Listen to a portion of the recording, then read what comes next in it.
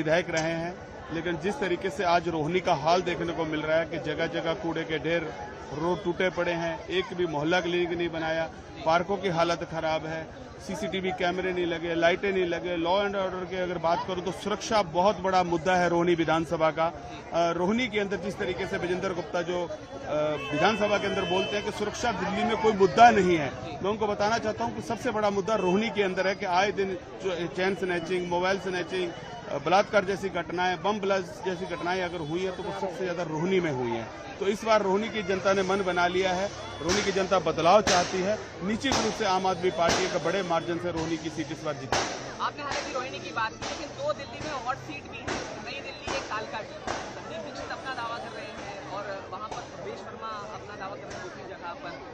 BJP के भी candidates अगर रमेश पुरी की बात करें वहाँ पर वो दावा कर रहे हैं। तो किस तरह से आप देखते हैं उस मुकाबले को? और वो भी तब जब हाल ही में आपने सुना होगा 2-3 दिन पहले एक घटना हुई थी जिसमें की गाड़ी पर कुचलने का आरोप बीजेपी के तरफ से लगाया गया था कि कुछ लोगों को कुचलने की कोशिश की गई, उनको चोट लगी। क्या कहेंगे उस पूरे मसले पर? देखिए, जिस तरीके से भारतीय जनता पार्टी के जितने भी कैंडिडेट लड़ रहे हैं, जो रमेश भदौड़ी की बात करूं, जो गाली गलौज तक की बात करते हैं, महिलाओं का सम्मान नहीं करते, आज हमारी सिटिंग सीएम है और प्रियंका गांधी जी के खिलाफ जिस तरीके से अभद्र भाषा का प्रयोग किया है, तो इस बार महिलाओं में ही नहीं पूरी दिल्ली की जनता में रोष है।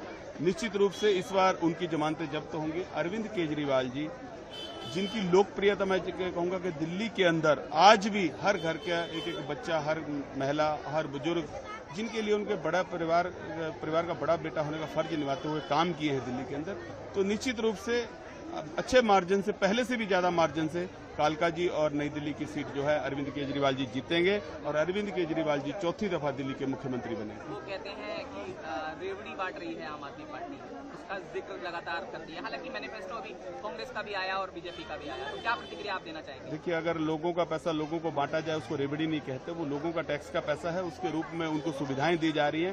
तो आज भारतीय जनता पार्टी जिस तरीके से अरविंद केजरीवाल जी की नकल कर रही है, जो गारंटी का शब्द अरविंद केजरीवाल जी ने दिया था, आज इन्होंने राजस्थान में बोला कि हम 400 रुपए में, 450 रुपए में सिलेंडर देंगे, तो नहीं दे पाए। आज दिल्ली में घोषणाएं कर रहे हैं कि जी हम 550 रुपए का सिलेंडर देंगे। तो आज अरविंद केजरीवाल जी को देखकर सीख रहे हैं कि राजनीति किसे कहते हैं। और अरविंद केजरीवाल जी ने जो दिल्ली वासियों से वादे किए थे, इतना कुछ देने के बावजूद भी आज दिल्ली सरकार का बजट जो है वो प्रॉफिट में। आज 80,000 करोड़ रुपए का बजट जो है वो दिल्ली सरकार ने पेश किया है। तो सब ये माताओं, बहनों, बुजुर्गों का आशीर्वाद है। बजट बढ़ता चला जाएगा और दिल्ली की जनता को इस तरीके की जो योजनाएं हैं, आज हमने स्टूडेंट्स की बात करेंगे, उनको मेट्रो के अंदर 50% डिस्काउंट दिया है और बसेस के अंदर फ्री सफर की व्यवस्था की है। तो एक बड़ा बेटा होने का फर्ज निभा रहे हैं अरविंद केजरीवाल। अनुराग ठाकुर तो कह रहे हैं कि ये वो पार्टी है जिसकी वजह से दिल्ली में दंगा हुआ है, क्या आप? देखिए, भारतीय जनता पार्टी जहां चुनाव हारने की पोजीशन में होती है वहां इस तरीके की बातें बोलती है कि दंगा पार्टी, ये पार्टी। लेकिन दिल्ली वासियों ने अगर 10 साल से लगातार अरविंद केजरीवाल जी को मुख्यमंत्री चुना है और जिस तरीके से आज अरविंद केजरीवाल जी को प्यार मिल रहा है, भारतीय जनता पार्टी बौखला गई है। 70 की 70 सीटें इस बार आम आदमी पार्टी जीतने जा रही है। इस डर की वजह से इस तरीके की बयानबाजी कर रहे हैं, लेकिन दिल्ली की जनता समझदार है, काम किया है, काम के नाम पर दिल्ली की जनता आम आदमी पार्टी को वोट कर रही है।